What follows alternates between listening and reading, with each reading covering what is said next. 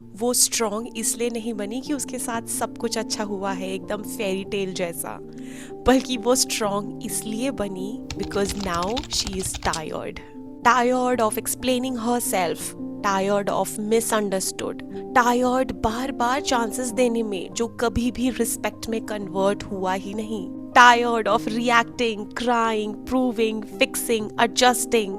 Now she is tired, she is exhausted. और एक दिन बिना अनाउंस किए, बिना कोई ड्रामा किए, very very silently she decided one thing. मैं सर्टेन रूल्स के साथ जीऊंगी. रूल्स वो नहीं जो किसी और को कंट्रोल करे, बल्कि वो रूल्स जो अब मुझे प्रोटेक्ट करेंगे. आज की वीडियो में मैं तुम्हें ये बिल्कुल नहीं बताऊंगी कि तुम रूड बन जाओ या तुम कोल्ड बन जाओ या बिल्कुल भी किसी तरीके के ईगो एटीट्यूड में रहो. ये वीडियो है सेल्फ रिस्पेक्ट के उस लेवल पे पहुंचने के लिए जहां पे अब क्योस की तुम्हारे लाइफ में नो एंट्री है. These are her unbreakable rules. और जब एक वुमेन इन रूल्स पे जीना स्टार्ट करती है तो उसको डिस्टर्ब करना, उसको मैनिपुलेट करना, उसको ब्रेक करना इम्पॉसिबल हो जाता है. Rule number 1, she does not react immediately. उसका पहला रूल बिल्कुल सिंपल है, पॉज.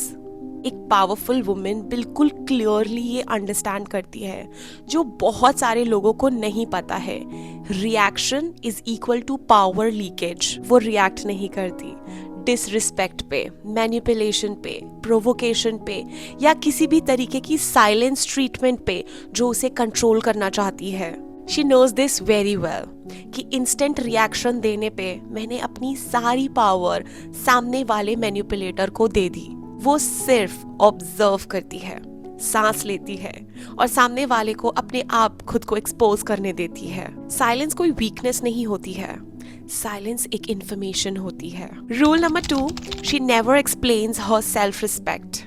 बिल्कुल भी एक्सप्लेन नहीं करती कि उसको कब, क्या और क्यों बुरा लगा, बाउंड्री क्यों होती है, उसने नो क्यों बोला.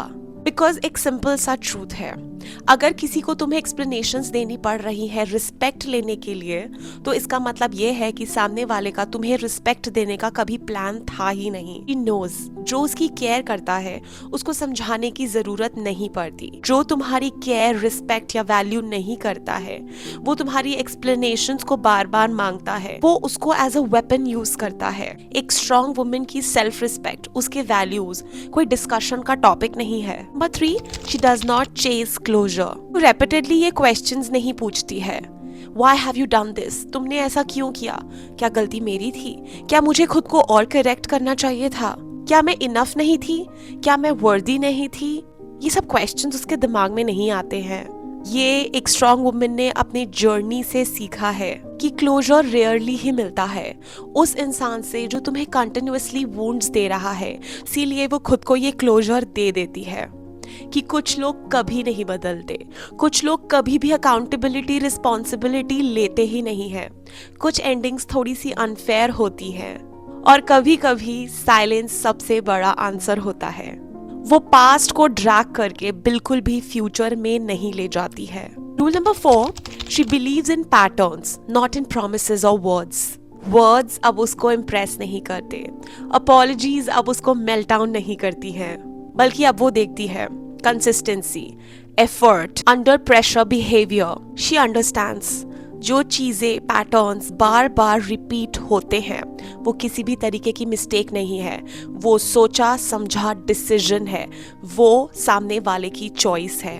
अब वो बिल्कुल भी इन वर्ड्स पे नहीं जाती है, मैं चेंज हो जाऊंगा, मेरा इंटेंशन ऐसा नहीं था, तुम बहुत सेंसिटिव हो, तुम बहुत ओवर रिएक्ट करती हो. नहीं, अब नहीं, पॉज, दैट्स इट. वो रियलिटी को एक्सेप्ट करती है और वो आगे बढ़ती है. Rule number 5, she does not over give to prove her self. एक स्ट्रॉन्ग वुमन कभी भी ऐसा नहीं करती है, ओवर लव ताकि कोई मुझे चूज करे, ओवर गिव या ओवर हेल्प ताकि मेरी वैल्यू हो, मुझे लोग अप्रिशिएट करें, ओवर स्टे ताकि लोग मुझे अंडरस्टैंड करें, मेरी इमेज खराब ना हो.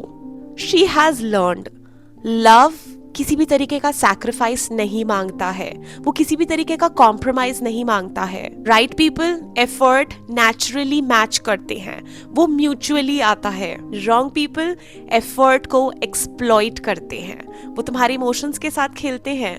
इसलिए एक स्ट्रॉन्ग वुमन काइंड होती है, जेनरस होती है, हेल्प करती है, गिव करती है, लेकिन वो खुद को प्रोटेक्ट करती है, वो खुद को लूज नहीं करती है।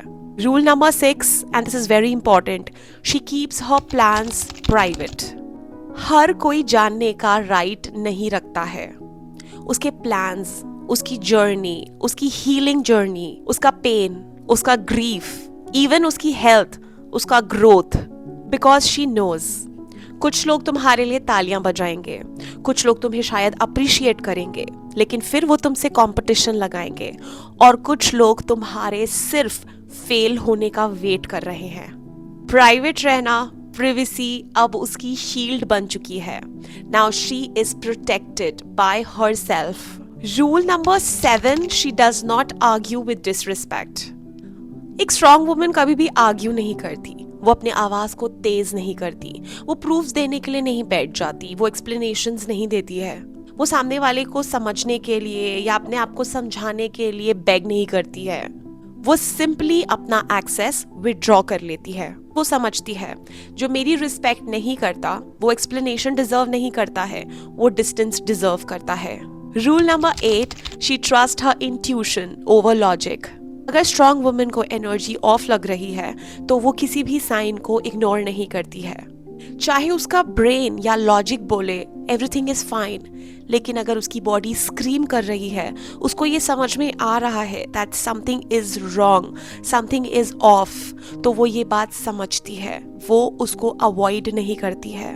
She lessons and respect her intuition, क्योंकि उसकी इंट्यूशन ने उसको पहले भी वार्न किया था, लेकिन उसने तब उसको इग्नोर किया था, इसलिए अब वो अपनी इंट्यूशन को रिस्पेक्ट देती है, सुनती है।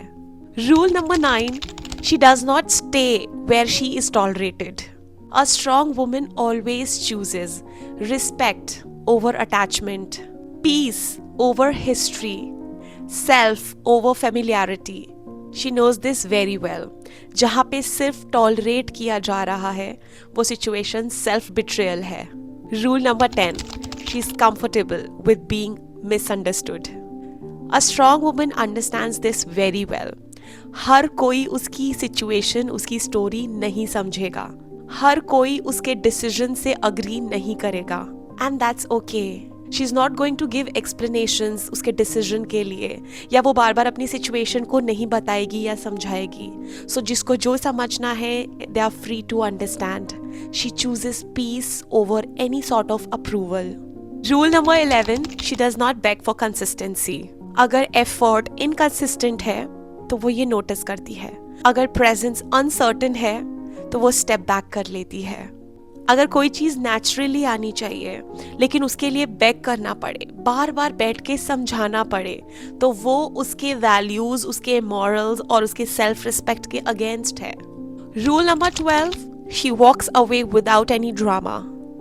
No speeches, no revenge, no threats, no long texts. She leaves quietly, और फिर वो मुड़ के नहीं देखती है। जब तक एक वुमेन लड़ती है, बैठ के समझाती है, बात करती है, जब तक उसको लगता है कि चीजें फिक्स हो सकती हैं, तब तक तो वो अपना 100% देती है। लेकिन जिस दिन वो इमोशनली डिटैच हो जाती है, जिस दिन वो अपना एक्सेस विड्रॉ करने लग जाती है, जिस दिन वो साइलेंस चूज करने लग जाती है, बस उसी दिन गेम ओवर। एक स्ट्रॉन्ग वुमेन के अनब्रेकेबल रूल्स ने उसको हार्ड नहीं बनाया है, उसको रूड नहीं बनाया है, बल्कि उसको क्लैरिटी दी है, बल्कि उसको और जेंटल बना दिया है towards her. Now she has the clarity, वो क्या डिजर्व करती है, उसकी वर्थ क्या है, वो कब कौन सी सिचुएशन को टॉलरेट कर सकती है, या फिर कब वो वॉक अवे कर सकती है विदाउट एनी एक्सप्लेनेशंस। और वुमेन को जब क्लैरिटी आ जाती है तो वो सबसे ज्यादा डेंजरस है, और वो डेंजरस हो जाती है। अगर तुम भी इमोशनली ड्रेन फील कर रही हो, बार बार हर्ट हो रही हो, अगर अपने आप को बार बार लूज कर रही हो, तुम्हारा कॉन्फिडेंस बार बार शेक हो रहा है, तुम बार बार मैनिपुलेट हो रही हो, तो शायद तुम्हें किसी और को चेंज करने की ज़रूरत नहीं है, तुम्हें अपने लिए रूल्स बनाने की ज़रूरत है। Because the right person, the right people will respect your rules. और अगर वो ऐसा नहीं करते तो इसका मतलब है कि वो तुम्हें डिजर्व करते ही नहीं है, वो तुम्हारे लाइफ में रहने के लायक है ही नहीं।